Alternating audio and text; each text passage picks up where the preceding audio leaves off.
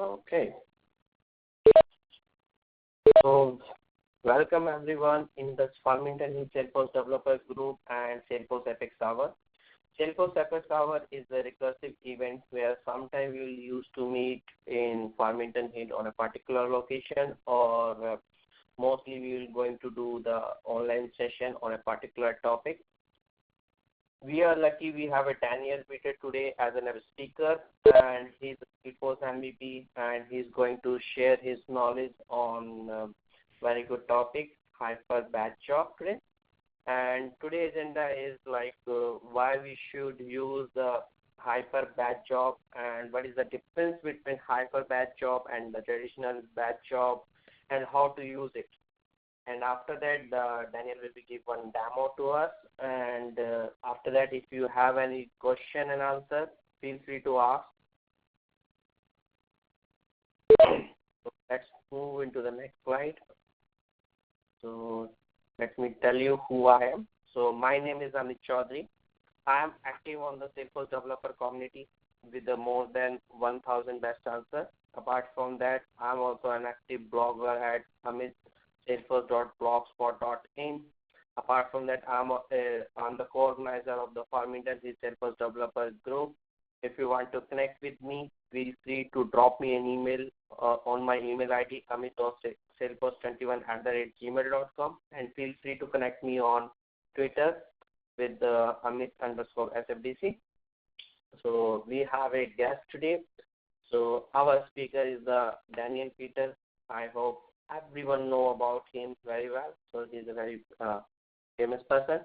So let me tell you the few lines about him. So he's a Salesforce MVP with 22 certificate.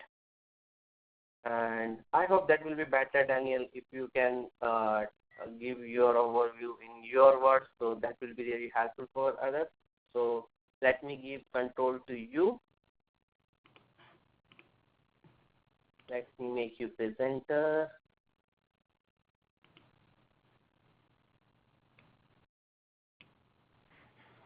Okay. All right. Thanks, Amit. Nice to meet you. Thanks for having me on. Great introduction. Yeah, it's really cool that the community can get together like this, even if it's virtually. So it's a little after 8 a.m. where I'm at here, close to San Francisco. I know we're all over the place, so I don't know what to say. Good morning, good evening, all those things. Yeah, so as Amit said, I've 22 Salesforce certifications. I run the Bay Area developer group, so I know what it's like to be a developer group leader, so I have a lot of empathy for everything Amit does. I know it's a lot of work to get these things together. My day job is I work at Canandy. I'm a lead applications engineer there, so we're building a cloud ERP that installs on top of Salesforce via the App Exchange. So we're big ISV, big product there, lots of challenges, never a dull moment. I just put my contact info here, dan@danpeter.com and Daniel J. Peter on Twitter. If you take a look at this project after our meeting and you have any feedback, feel free to reach out to me. Email's pretty good with any feedback. If you want to submit pull requests, it's an open source project, feel free to get a hold of me. So just want to do a quick check before I get started here. Want to make sure the audio is good for everybody. I'll look in the room here and see if there's any comments.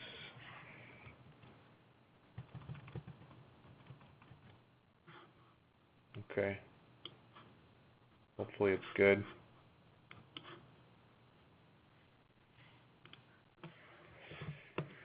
Okay, so we're probably all familiar with the traditional database.batchable interface in Apex. This is kind of a bread and butter function. It's a real workhorse in Salesforce. You'll write an Apex batch that implements the database.batchable interface. You'll give it a start, execute, and finish method. And then maybe you'll call it, one way you can call it is via execute anonymous like this. Give it a batch size. So it works great, but why HyperBatch? Why do we even need some alternative? Well, the biggest issue is speed. And to kind of demonstrate the difference in speed between the traditional batch and HyperBatch, I did a little case study here. So what I did is I created 121,000 accounts. It sounds like an arbitrary number. The reason I use this number is because I reverse engineered the biggest number possible to fill up my dev org. So that's where I got the 121K accounts from. And I wrote a batch called Create Contacts Batch. And what this did is it iterated over every account and created 3 contacts. And just so it's doing some kind of work, I had it populate a random field I called probability. It's random value between 0 and 1. So you end up with 363,000 contacts and 121,000 accounts. And then I wrote another batch called Update Accounts Batch. And what this does is it goes through the accounts, it finds the contacts for the account, and it finds the highest and lowest probability, and it updates that on the account record. And this is, kind of bulkified, so it can go over many accounts and select many contacts, and then update however many accounts are in the context. And then just to clean everything up at the end, kind of close the loop, I made a delete contacts batch, and that deletes all those contacts that we created. It also does some kind of database.stateful work where it keeps a running total of how many get deleted, spanning the context of each batch execution. So these are sort of the three batch jobs, the 3 chunks of work that I did for my case study. So you can see the first one for creating those contacts I ran in traditional Apex. So it was 61 total batches. It took about 45 minutes to run. You can see the start time and the end time here. Updating the contacts was a little faster, so this took 10 minutes. You can see the start and the end time there. Deleting was a little more interesting. The total time it took was 33 minutes, but it failed because of a row lock error, so I had to restart the delete. So we'll talk more about that later, but HyperBatch has some ways to deal with these types of failures, whereas traditional batches don't. I ran the same batch jobs in HyperBatch. So you can see the Create Contacts HyperBatch took a little over 2 minutes to run. The Update Contacts HyperBatch took 55 seconds to run. And the Delete Contacts HyperBatch took 3 minutes, 15 seconds. And if you remember in the Apex batch, the batch failed, we had to restart it. You can see here when we get the row locks, it's actually retrying until it completes automatically. Here's kind of an overall table comparing all those results. So we can see we have the create, the update, and the delete batch. And we have how long it took to run in an Apex batch, traditional batch, how long it took to run in HyperBatch, the difference, and the difference as a percentage. So the net of all this is that those 3 operations took 88 minutes with traditional Apex. They took 5.5, almost 6 minutes in HyperBatch. So you get 82.5 minutes of your day back by running these in HyperBatch. It only takes 6.7% of the time. This is a small sample size. I didn't run this over and over again, so depending on the types of batches you're running, how many times you run them, your numbers could vary quite a bit. But this is just one case study to give you an idea. So, summary, takes 6 minutes instead of 88. You save 82 minutes, takes 6% of the time. The other aspect of running a batch is the user experience. So, as I started off, traditional Apex batch, you might, kick it off from an execute anonymous, could be a scheduled batch. There's not a real great UI for running these batches. So I wanted to build a UI that would show you all your batch classes, implementing HyperBatch, let you run them, and watch the status from a single interface. Also, there's some issues of concurrency. So we'll talk about later. HyperBatch supports both asynchronous and synchronous modes. Batch is only, traditional batch is only asynchronous. So here's some of the considerations when we're running HyperBatch in asynchronous or synchronous mode in the context of concurrency. So if you're running in asynchronous mode in an Apex batch, that's the only way you can run. You get five concurrent batch jobs running per org. You can have more queued up with flex queue, but only 5 can run at a time. Whereas with HyperBatch, if you choose asynchronous mode, really, I don't even know what the upper limit of this thing is. Like, basically whatever you can cram into your browser and whatever your HTTP connection supports. There's a 50 job per transaction limit because this limit doesn't apply, but this limit is for queuables. But every queuable or every instance of the batch is a new transaction, and we're just firing one, so this isn't really consideration for us. So really the concurrency issue here is kind of unknown. It's got some high limit. In synchronous mode, you're not even able to run an Apex batch, but in HyperBatch we can run in synchronous mode, and there is this concurrent consideration. There's a 10 long-running job limit per org. So basically the takeaway here is keep your synchronous HyperBatch executions under 5 seconds. So you stay out of that long-running tier. Otherwise, you'll hit this concurrent. It'll maybe block other parts of your org, things like that. So one easy way to keep that under 5 seconds is just making your batch size smaller. That's something to keep in mind.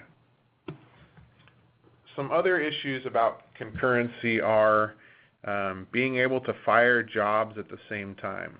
So what you can see here in HyperBatch, we've selected 2 jobs. We've selected a job that reminds us to call our leads and a job that reminds us to take our leads out for coffee. What this does is create tasks on the lead object. We'll demo those later.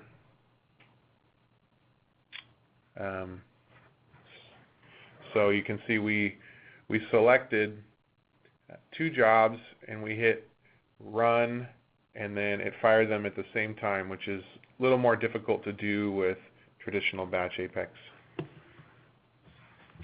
Another aspect of concurrency is this row lock behavior. I talked a little bit about that earlier. So as you saw with a delete batch and a traditional Apex batch, this thing got a row lock and it just failed. You could try to build in your retry logic, and you can probably retry a couple times with like a try-catch block, but eventually it's going to exceed the governor limits in that transaction. So the interesting thing about HyperBatch is if you get an error like a row lock, we can retry and get a brand new fresh context for the retry. So you can retry as many times as you need until it succeeds without hitting governor limits. You can see our example here. This one instance of the HyperBatch got the row lock 4 times, and then it finally completed. So in summary, I know there's a lot of text here, but this is kind of how HyperBatch works, and this may be overload right now. I'll clarify some of this later. So HyperBatch is an interface that mimics the database.batchable interface. So if you're used to writing start, execute, and finish, this will be really familiar to you. We still have a start, execute, and finish method in HyperBatch. There's just slightly different input and output parameters because of the way this is architected, and we'll look at those, but very familiar. It uses the browser for orchestration, for selecting jobs, running all the instances of the batch. So this is pretty key. You really need that browser. It's a workhorse with a ton of RAM, and it's got all this JavaScript functionality. It really makes this happen. Downside of that is you can't run this without a browser. You can't sort of run it headless as a scheduled job. This is for on-demand batches. I use Lightning Design System, so it's a Visualforce page styled with Lightning Design System. I didn't use Lightning Components because we needed those remote actions and that parallel capability, which isn't quite there yet with Lightning Components. Could be ultimately moved to Lightning Components. if we get sort of a big pipe for getting data in and out of Lightning components. Use the Ajax toolkit. Maybe you guys are familiar with this. This is an interesting JavaScript wrapper around the SOAP API that Salesforce gives you. And this is great for PK chunking, which is a whole other talk in itself. But PK chunking is a way to get access to all the IDs, the ID ranges in a large database object. So you know the ID of, say, the first record and the 50,000th record. And then you can use those to request all the data from the database in parallel very quickly. So we use the Ajax toolkit for that. And then we do something cool. We wrap each request in a unique identifier at the JavaScript level. We do JavaScript function binding with some contextual objects. So if any of these requests fail, or even when they succeed, we know which request it was. So if the Apex fails, we still have all that context at the JavaScript level to tell us which one failed. So what we do to preserve the state, we don't have a database.stateful the same way we have in database.batchable. What we have, every execute method returns a type object. So this can be anything you want. It can be list of data, map of data, string. But the idea is that each execute has this state of object, and to have a stateful type behavior, we inject a list of all those object states into the finish method. And then we can process those just like we had state across every transaction. So again, we can run HyperBatch in async or synchronous mode. The synchronous mode is actually a new feature. We'll talk more about that. So this is just a summary of how it works. You can see synchronous is a little bit more simple. So asynchronous mode does all these parallel remote actions that fires queuables. So we do a remote action that then spawns a queuable, and that actually works very quickly. So the reason I originally built this just with asynchronous mode is because those queuables were like lightning fast as compared to any other way of executing this. And to see when those queuables complete, we're just using JavaScript in the browser to pull for the status. When they are complete, we store that state in a custom object, and then we can query that, inject into the finish method, and delete all those custom object records. We'll take a look at that custom object later.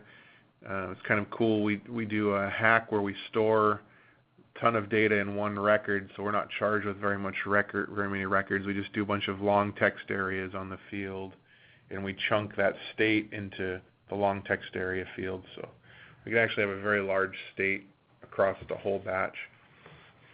Synchronous, on the other hand, much more simple. We just fire these transactions synchronously with remote actions. We don't use the queuables. And that state that comes back isn't written to a custom object. It's just stored in the JavaScript and then injected into the finish method. So the exact same HyperBatch can be run either way. The reason we have the two modes is because asynchronous seems to be faster, seems to be the best way to go, but there was some concerns over saturating the asynchronous queues. So we wanted to also have synchronous as an option because every org is going to look different. You're going to have different users running different things, and I would say asynchronous is the best way to go unless you have a lot of asynchronous jobs running already, a lot of batch jobs, a lot of future methods. Then there's a chance that synchronous could be faster. This is a new project. We're still collecting data on this, so it's nice to have different things to try.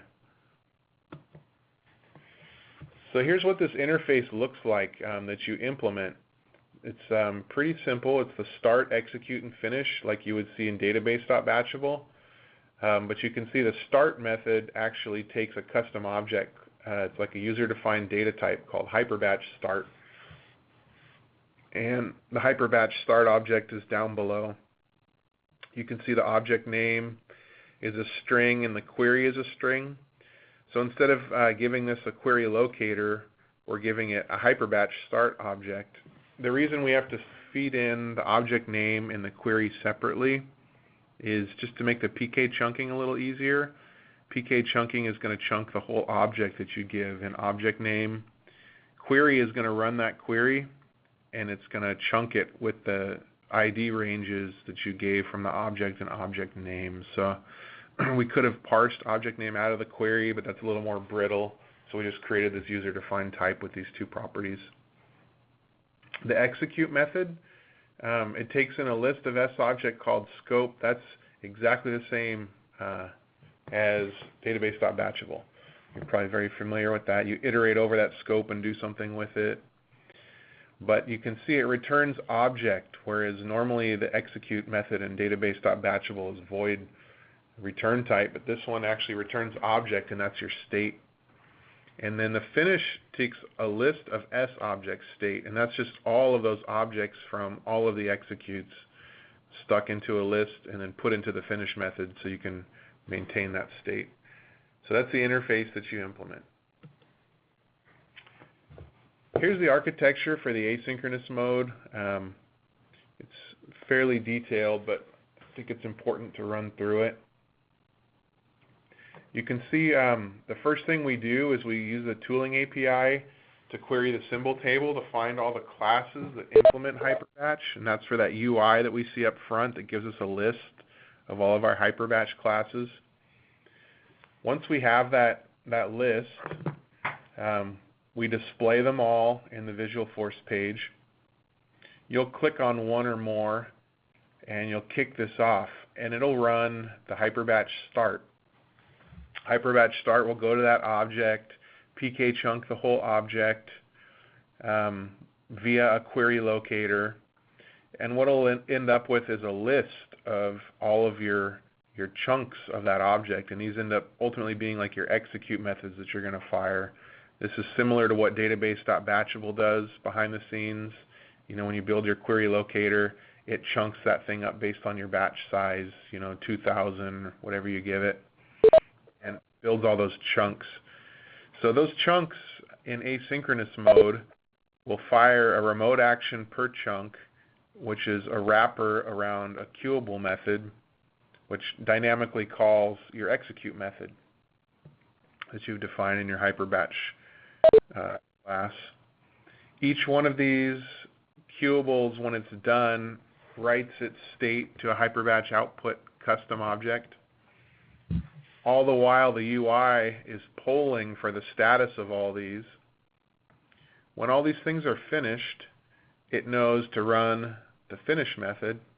So it's going to take all these HyperBatch output states and inject them into this, happens to be a queuable method, just for the bigger asynchronous limits, that has your finish logic written in it. So that's how the asynchronous version works. Synchronous version eliminates some of that. We still query the same for all the HyperBatch classes. We still display them the same. When you pick them and run them, that's still the same. If you build the chunks, that's the same. Down here is where we get into the differences. So when we execute the remote action, we synchronously execute dynamically your execute method in your HyperBatch class. We still poll the same to see if these things are done. Poll in a similar way to see if these are done. When they are all done, we run the finish method, and we synchronously do that. And we actually have maintained the state in JavaScript from all of these. There's no need to query those HyperBatch output objects. We already have the state in JavaScript, so we can send that list of S objects into our synchronous finish method. So this is kind of interesting. What this is the bulk API. So the bulk API is a way in parallel to sort of set up a job, do a lot of data loading in parallel chunks. So the reason I put this up here is because HyperBatch is a lot like the bulk API, but it's for running a process instead of for doing data load. So if you wrote a HyperBatch for, say, generating a CSV, you'd probably end up with something very much like Salesforce's bulk API. They figured out the power of parallel processing for the bulk API. This thing runs pretty darn fast. So maybe one day they will have a bulk batch runner like the bulk API that can do all these things in parallel. But for now, they only have that functionality for getting data in and out of Salesforce. So this is, this is my attempt to build something like the bulk API, but for running batch jobs. So when you run this in synchronous mode or asynchronous mode, you're going to get different governor limits. So that's some of the considerations. These are the top ones to be aware of. These are the most important ones for synchronous versus asynchronous as an Apex developer in general, but in particular for HyperBatch. SOQL queries, you get 100 synchronous or 200 asynchronous. Heap size, you get 6 MB synchronous or 12 MB asynchronous. And CPU time, that's actually a big jump. You get 10 seconds synchronous, 60 seconds async. So, if the job you're doing requires a lot of CPU time, that's going to push you towards either async or very small synchronous jobs. All right, the blue screen of death. That's my good luck for demo here. So first off, let's take a look. I've got this org. I've got some data in it. I don't have as much data as I did in my case study, but it's in the same ballpark. I've got 50,000 accounts and 138,000 contacts. And so I've already run the create contacts batch. I've got some contacts related to accounts. You can see these have terrible names. These contacts are named account 1, account 2, account 3. And the idea is it's like 3 contacts per account. If we look at one of these accounts, we can see here's the contacts related to it. We can also see these blank fields for highest probability contact, lowest probability contact, highest contact probability, lowest contact probability. So if we look, here's HyperBatch. Just going to refresh it, give us a brand new screen here. So the job I want to run is the update accounts HyperBatch. And so I could pick sync or async. Let's try to run synchronously with a small batch size. This isn't the fastest way to do it. This is probably the slowest way to do it, but I'm just picking one here. So we had 50,000 approximately accounts, and it's batching that into 24 groups of 2,000.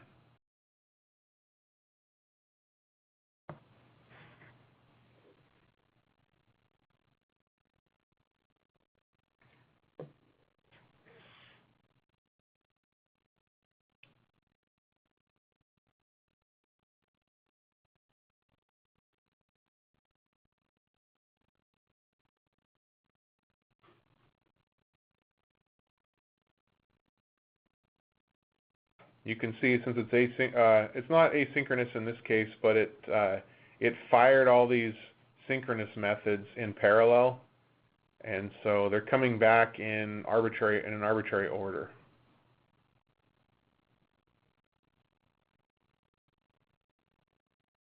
It's asynchronous JavaScript, but synchronous Apex. Okay, so this thing's completed. It took 73 seconds. If we go back to our account now and refresh,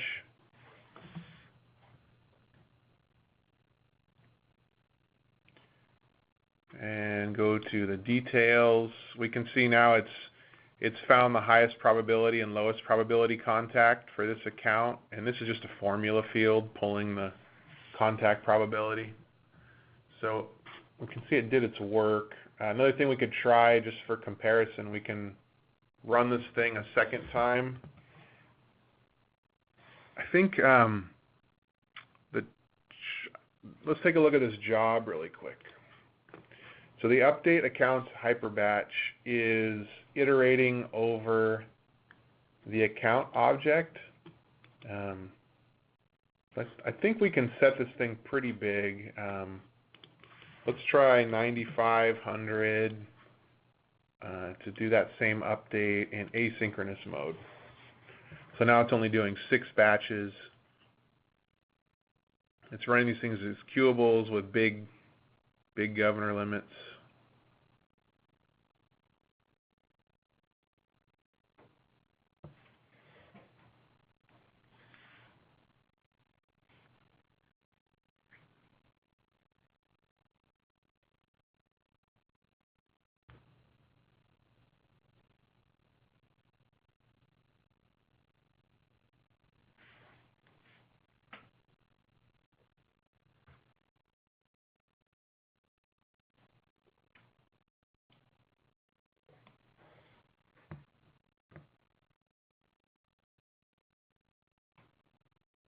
Okay, so not quite half the time, but almost half the time. So let's take a look at this batch now. Let's look at the code of what this thing's doing. So we talked about this HyperBatch interface earlier with the start, execute, and finish methods. So we're implementing that here in this update accounts HyperBatch. So update accounts HyperBatch implements HyperBatch. The methods, the start method here is creating this HyperBatch start object. The object name is account.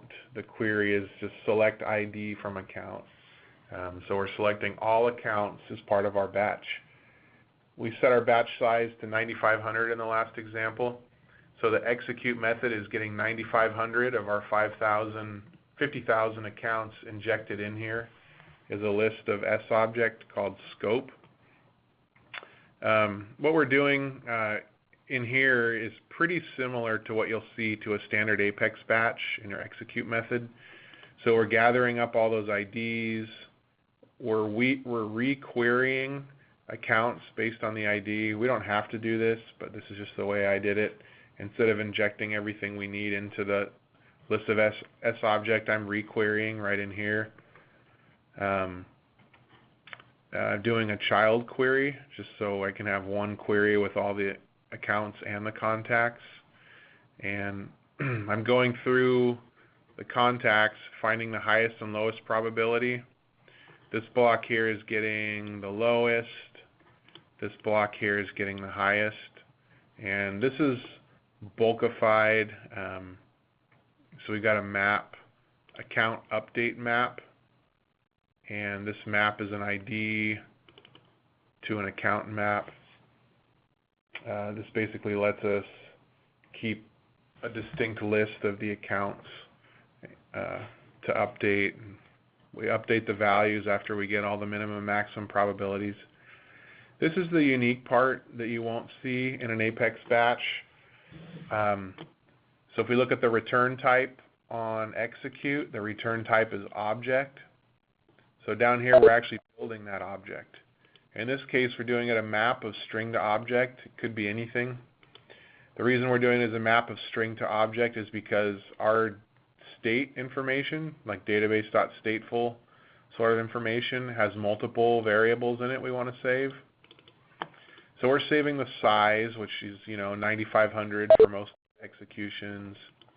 We're saving the smallest and largest probability for all, this is for all 9,500 in this batch. So for each account we're getting the largest and smallest probability, but then for every 9,500 we're also getting the smallest and largest probability. And the reason for this is we want to see the overall smallest and largest probability when we run this batch across all instances of the batch, not just across one account. And then we also save the name, and I'll show you why we do that in a second here. So all of these objects for every 9,500 get created right here, and then at the end a list of, what did we have, was it 6? The list of 6 get injected into the finish method as a list of objects with all those 6 objects that look like this. So you have to do a little work with this. Your state doesn't just save as one variable, it saves a list of variables. So in your finish method, you have to iterate over those states and do something with them. In our case, what we're doing, we're taking the 6 groups of 9,500 with the smallest and largest probabilities, and we're finding the overall smallest and largest. So it's kind of almost, sounds like a MapReduce operation or something. We're taking, the largest and smallest contact probability for the account, the largest and smallest for the group of accounts in an execute, and then we're taking the largest and smallest for all of those groups, the 6 groups. So we end up at an overall largest and smallest for all 50,000. It's actually 138,000 contacts, something like that. So we loop through all those states, we get our overall, and then we just build an email message here in our finish method. So you can see here's our email message that fired while we were doing that demo. I ran it in synchronous and asynchronous mode, that's why there's 2. So successfully updated 50,000 accounts with lowest and highest probability contacts. The lowest probability overall was pretty close to 0. The highest overall was pretty close to 1. Makes sense because we were picking a random number between 0 and 1. So if we do that, 140,000 times we're bound to have something close to 0 and close to 1. So that's the example of how an update would work.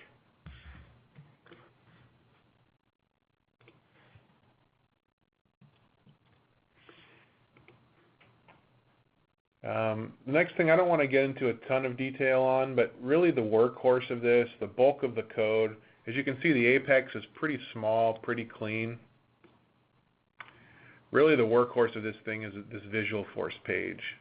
There's a lot of code in here. It's doing a lot of JavaScript orchestration. It's using the Ajax toolkit. It's using that function binding. It's storing those states. It's handling the parallel requests, the DOM updates, things like that. So, this is really where all the code is. I think there's a lot of potential here to optimize this. I think Lightning Component Framework would be nice. I think also maybe something like React or Angular might be nice for the DOM updates. For now, it's just doing jQuery.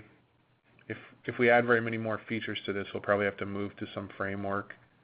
So I'm not going to go through all this code right now, but this handles all that orchestration that we saw in the diagram.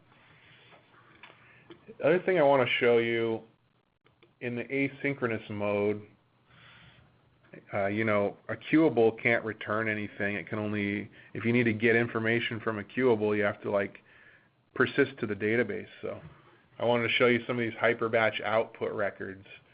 So when you run an instance of HyperBatch, and we saw that largest account name, smallest account name, largest probability, smallest probability, that state actually gets saved in this HyperBatch record. Normally these get deleted, but I kept one around so you could see what it looks like. So it's serialized JSON, and I think these are 128,000 character long text areas, and there's 12 of them.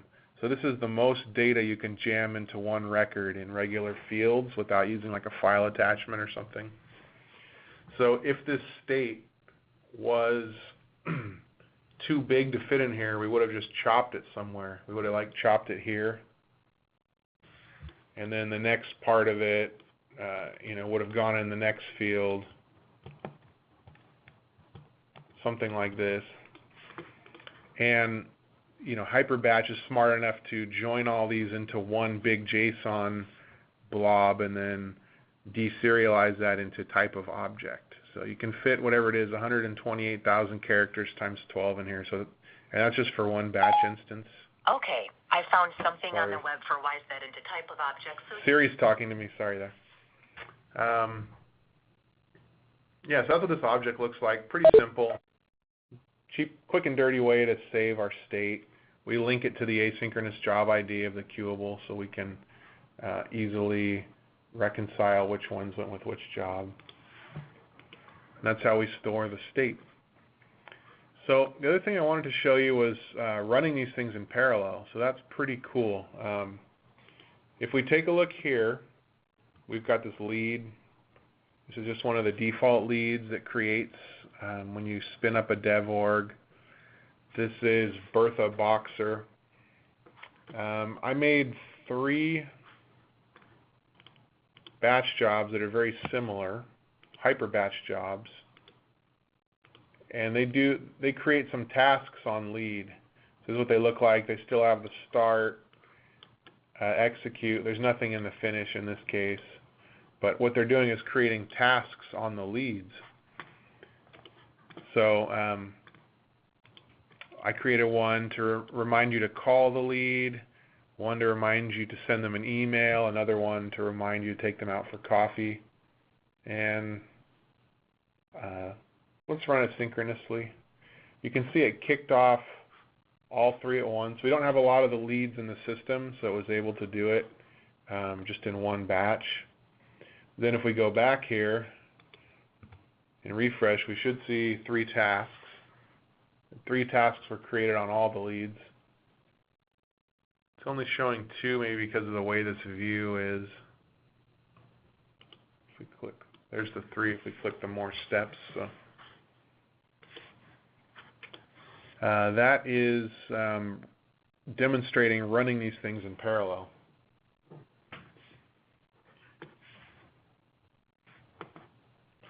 So that's all I have for the demo for now. I'm going to jump back to the slides.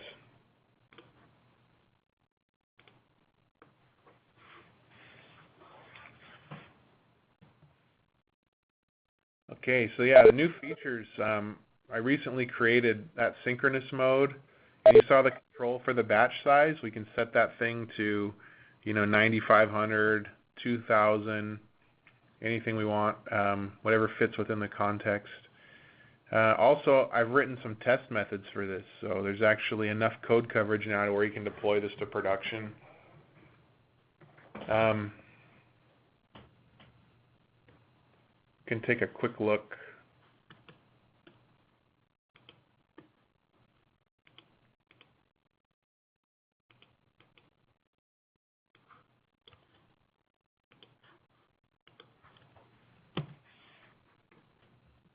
This is the repo on GitHub.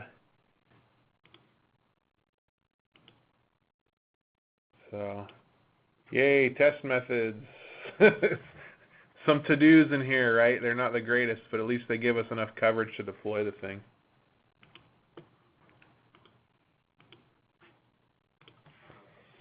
So this is an open source project. I've gotten some great feedback on it. I'm kind of keeping this running roadmap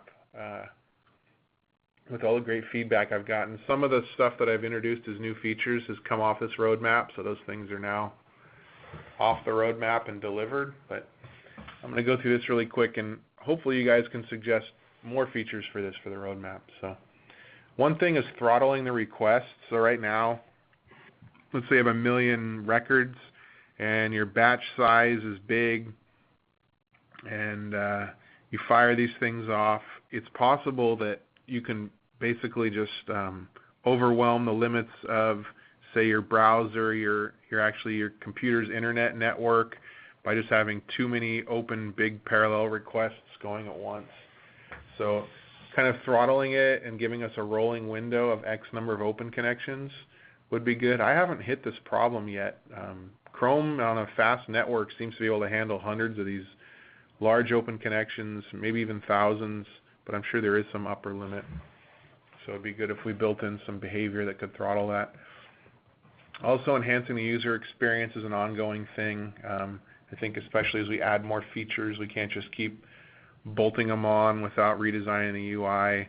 How you give feedback to the user, how you show error messages, these types of things. Also, supporting custom iterators. Right now you have to use a query locator, but like database.batchable can support a custom iterator. I think this would be really nice for some like integrations and things where you get some records in memory and you want to iterate over them and do some batch and create records in the database. So anytime you want to do a batch that's based on things in memory rather than things in another table in the database, this custom iterator could be nice. Also, we were thinking about some declarative tools to support simple operations like updating fields, deleting records, maybe just touching the records. A lot of times when you want like a workflow to fire, you just want to touch all the records. So instead of having to write a database.batchable Apex class, we could just give a little wizard window that says update this field on all records, and it fires a dynamic HyperBatch job that doesn't get saved. It just creates it right there from the wizard. Another thing on the roadmap is chunking in 2 dimensions. So you saw we had the row lock error, when you're working with accounts and contacts. If 2 different instances of the batch are working on contacts that are related to the same account, you can get those row lock errors. So if we instead chunked in 2 dimensions, instead of just chunking all the accounts, but we first chunked by some foreign key as our first dimension, such as account ID, and so we did, for each account, we could fire in parallel, but for each contact, each chunk within that account, we had to fire those in series to avoid the row locks. So I'm not sure if this is more efficient, but it sounds like it would be. For now, we're sort of brute forcing it with the retry, but if we avoid those row lock errors altogether, the job might run faster overall. I'm not sure there. And then also, this is a cool one I got feedback, was sequencing the batches. So this is like, I want to update some field, and then based on that field, I want to go update another object. So, it's still, you still have to manually click the button, but let's say you want to sequence something like 10 different batches that need to run in a certain order. Maybe it takes 5 minutes to run them in HyperBatch. You probably don't want to sit there for 5 minutes clicking one button, waiting for it to finish, clicking the next button. Just automate that 5-minute batch run of 10 jobs to where they're all linked to each other. So when one finishes, the next one starts. That was a great piece of feedback. This is something people commonly do in Apex batches. From the finish method, you can instantiate another batch and chain them together, but HyperBatch currently doesn't support that. And some more resources. So a big piece of the technology that goes into this is PK chunking. So I've got an article on the Salesforce developer blogs about PK chunking. That's a big topic in itself. It's a fun one to geek out on.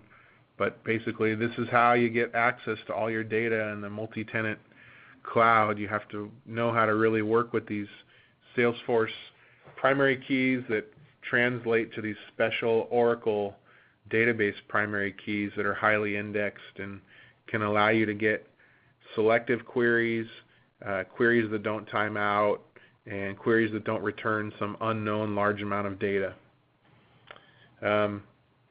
Also, there was a little bit of a recap of HyperBatch, my first version that I revealed in Paris at French Touch Dream, and Salesforce developer evangelist Philippe Ozel, he did a nice little write-up for me on that.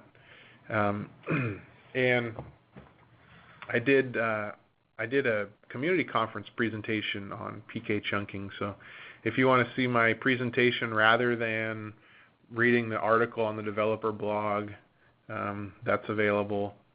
And in the GitHub repo, we took a quick look at HyperBatch. So feel free, check it out, play with it, submit pull requests, give it a star if you like it, that kind of stuff. All that is much appreciated. And that's it. So we're open to Q&A now. Thank you so much, Daniel, for the brief introduction and brief knowledge on the HyperBatch job and on the live demo. So all the members who are online, if you have any questions, feel free to ask.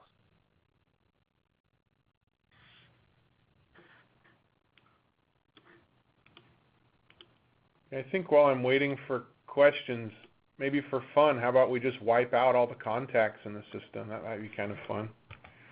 So we can use HyperBatch to delete them. Go ahead. One question I see from Venkatesh. He's asking about the limitation. He's saying, what is the DML limit in the execute of the HyperBatch? Yeah, it's going to be it's going to be the same. You're going to run up against the same limit you will anywhere for DML. So I think the trick there is you might run this. Let's try. So I'm gonna say delete contacts HyperBatch, and I'm gonna set this up to 20,000, which I know is too big, and we'll see it throw the error. So this is something you might see in practice. You might try to do too big of a DML, and you just have to adjust the batch size. That's why I added this batch size parameter here. So part of the roadmap is showing the error messages on the screen. For now, you have to look here.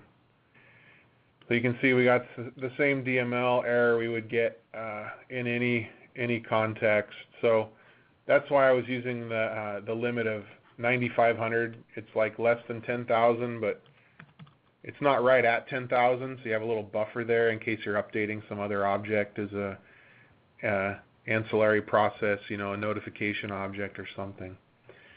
So if we run this thing now, so delete DMLs are notoriously slow in Salesforce.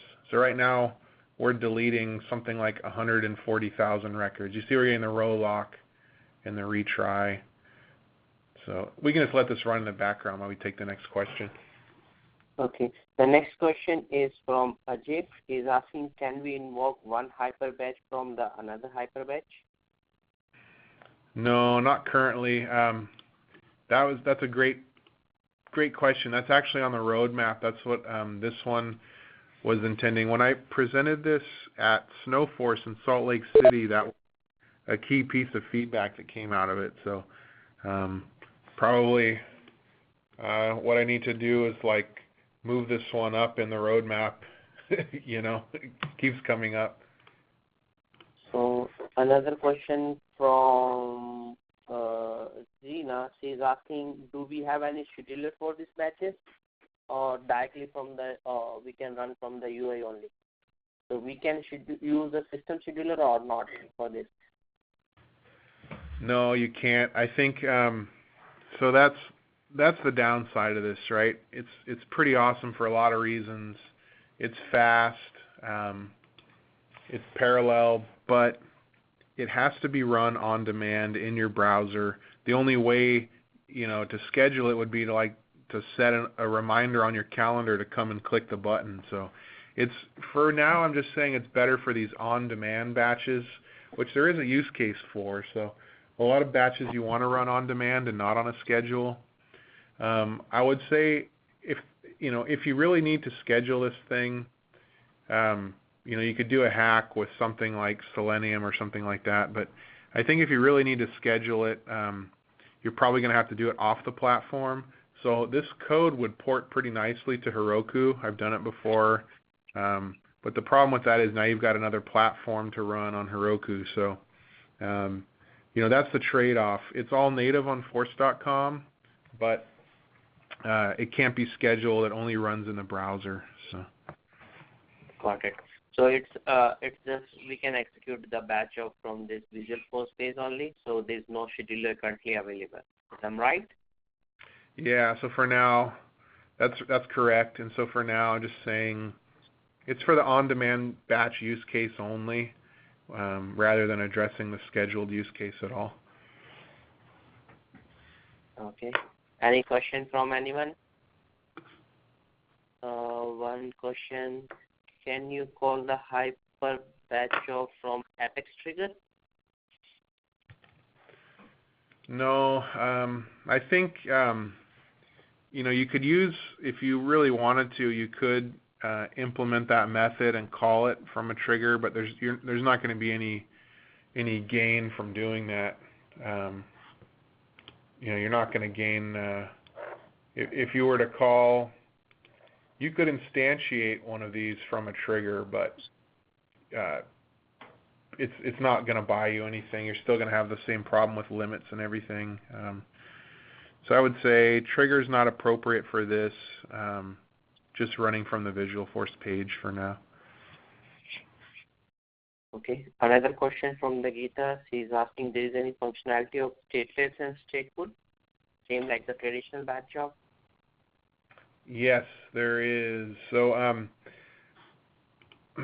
not using the keyword stateful, but every HyperBatch is stateful, and that's what this object is. So the execute method returns object. The finish method receives a list of all those objects. So that's your state. So if you want to maintain some running total across all instances, and in fact, that's what we were doing here.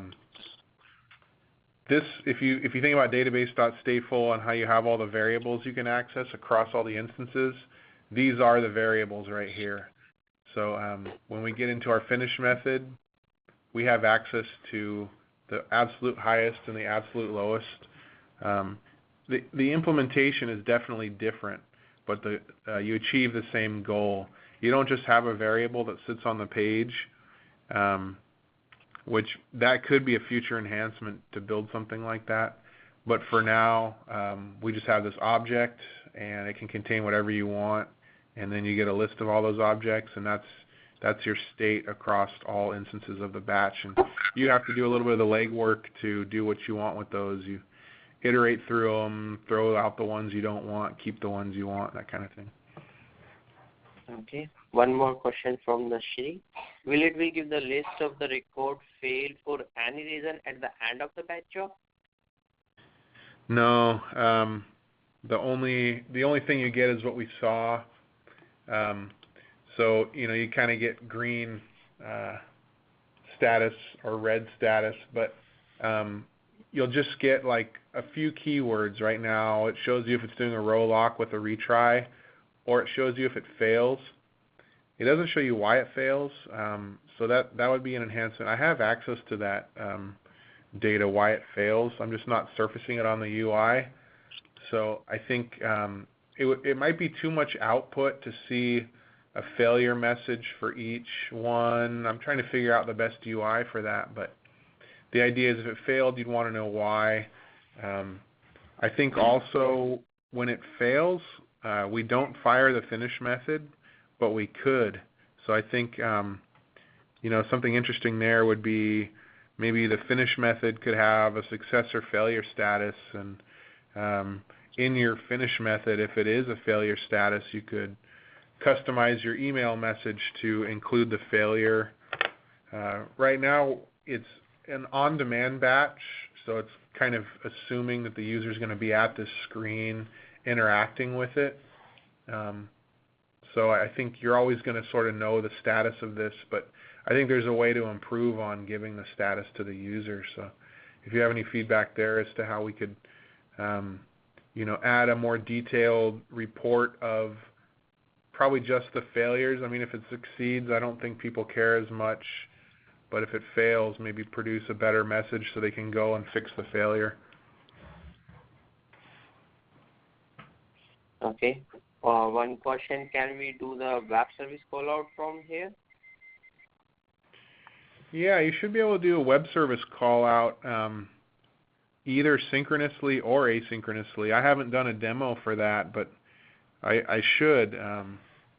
So I would be curious to see if you might hit any limits there. But the cool thing is this actually might be an advantageous thing to try. In your execute methods, there's no reason why you can't do a call out. Each one of these execute methods gets its own context. So there's a good chance this would allow you to really break through some of the governor limits around how many callouts you can do in a transaction by chunking it up. So yeah, that'd be a good idea. Maybe I'll set up my next demo. I'll do some callouts, see how that works. Okay. Let me read what is the question in three methods. So it's question in HyperBatch, all three methods are compulsory: start, execute, and finish. I hope yes. Yes. So there is one question like how the finish method will be called. It's a one time like the traditional batch job. I hope yes. I missed part of that question. What was the first part of the question again? That question is that like does finish method run for each batch chunk or run only one time like the traditional batch job? I hope the concept is same like the traditional batch job. Yeah, it only runs once at the end. I think we could clarify really quickly with the diagram. So as you can see here, I've got these three dots here. So that's saying that this is somewhere from 1 to n. You know, in our case, we were running like 6 of these. So we run many of these executes, but then at the end, we only run the finish method once. So I hope that's all question we have, Daniel.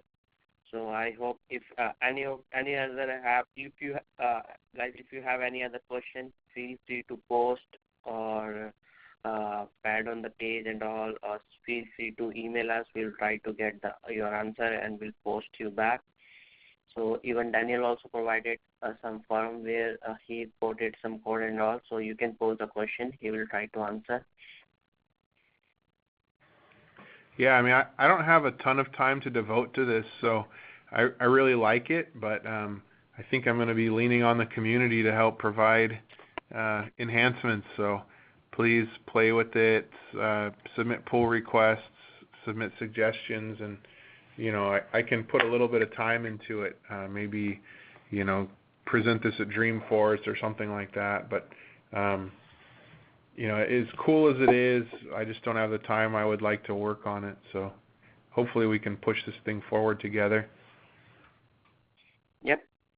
So thank you so much, Daniel, for all your help and support and giving the demo early morning in your time. So it's a really knowledgeable session. So guys, don't hesitate to put the feedback on this, and I hope this session is very helpful. So your appreciation is really appreciated. So thank you all. That's it from even my side too. So anything, Daniel, you want to add on? I'll just reiterate the key takeaway from this is that parallel processing is night and day difference. So, you know, your batch jobs that could take many hours just take a couple minutes if you run them in parallel. Okay. Okay, that's it from our side. So guys, try to follow the Farmington Hills Salesforce Developer Group. So you can tweet us with the hashtag Farmington Hills Salesforce Developer Group tagline. Via meetup page is there, so you can find the link there. You can find us also on Facebook for more update and further event on this. So have a nice day, Ed, and people who are in the India, so have a good night. Thank you so much, Daniel. Again, thank you so much. Thanks for having me. Have a great day, everybody. Have a great night. Okay, bye-bye. Bye-bye.